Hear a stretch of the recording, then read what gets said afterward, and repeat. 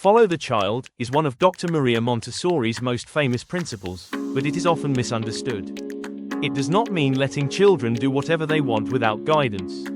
Instead, it means truly observing each child, understanding their developmental needs, and providing the right environment, materials, and freedom so they can learn at their own natural pace. Following the child means respecting their individuality. In Montessori, every child is seen as a unique learner with their own interests, strengths, and timing for acquiring skills. The teacher, or guide, adapts lessons and activities based on what the child shows readiness for, rather than forcing a fixed timetable for all. When children are given meaningful choices and work that matches their developmental stage, they are more engaged and motivated from within. This intrinsic motivation leads to deeper concentration, better problem solving, and a love for learning that lasts a lifetime. The guide's role is to observe closely, take notes, and prepare the environment with materials that meet the child's evolving needs.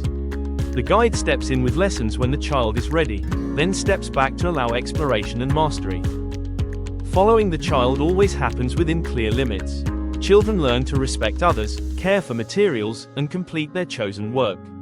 This balance of freedom and responsibility helps develop independence and self-discipline. Children raised in environments where their natural curiosity is respected tend to grow into confident, self-directed learners. They are more likely to take initiative, persist through challenges, and view learning as a joyful, lifelong process.